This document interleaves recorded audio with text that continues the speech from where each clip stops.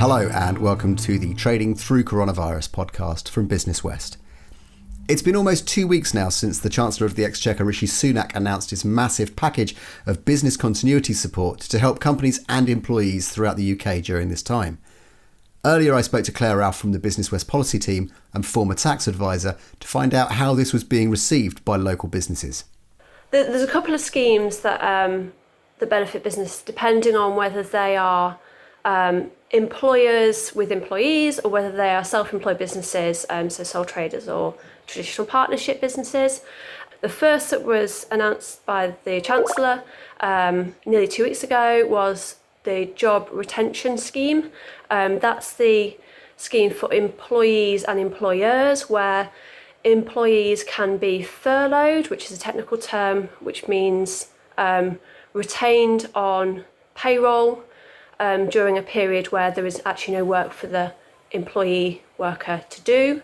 And the employer can claim a grant for the payroll costs of that worker plus the employer's national insurance contributions and mandatory pension contributions to the tune of 80% of the salary, the base salary of the worker, plus the national insurance contributions and pension contributions.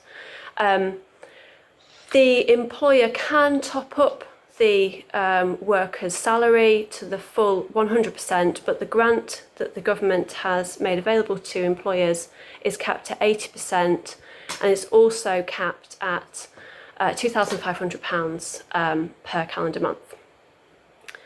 There are some eligibility criteria about the furlough job retention scheme, which I'll go through in a minute. But then there was a second major announcement to support self-employment, people in self-employment businesses. And that scheme is modelled broadly on the job retention scheme, but with some changes to reflect the fact that it's based on, rather than being based on someone's salary, it's based on their earnings from self-employment, so their trading profits. And it's in relation to the last 3 years worth of tax returns, so 2016, 2017, 2017 to 2018 and 2018, 2019 tax years. Yeah, we're starting to hear a lot of stories, a lot of businesses that are saying they fall out of those. What circumstances would businesses not be included in those particular areas? Sole traders who may have made a loss, so they don't have any taxable profits, they have a taxable loss in the period, wouldn't have any profits, like trading profits, on which they can claim the 80%. If you've actually started your self-employment business relatively recently, so you commenced trading after the 5th of April 2019, again, you've got no self-employment profits in the relevant periods. You might also have been building up your self-employment business alongside working. For example, you might be an employee for 3 days a week whilst you were building up your business the rest of the time. And in those 3 tax years, you may actually have made more in employment income than in trading profits, especially as trading profits are typically quite low when a business is being built up. So you might actually not meet the criteria to have a majority of income through self-employment in those 3 years.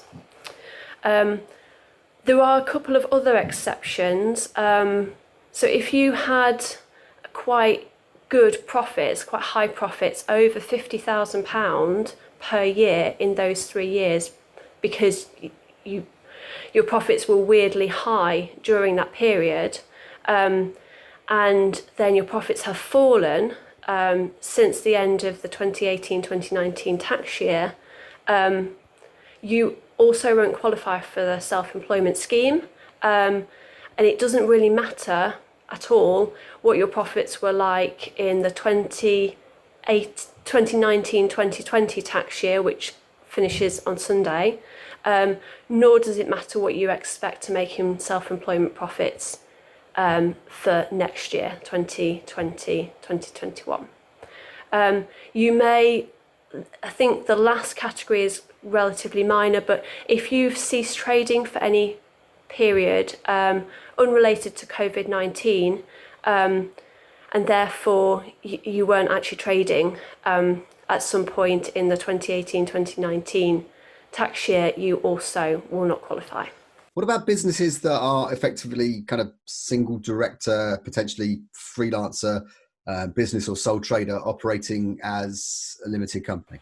Many businesses in our region are actually, the business person will think of themselves as self-employed, but actually, as a matter of law, they will be shareholders and directors of their own company, so they have incorporated for business reasons their business. So they're like a self-employment business, but they happen to be through a company umbrella, and they might have done that to limit liability for business debts, for example.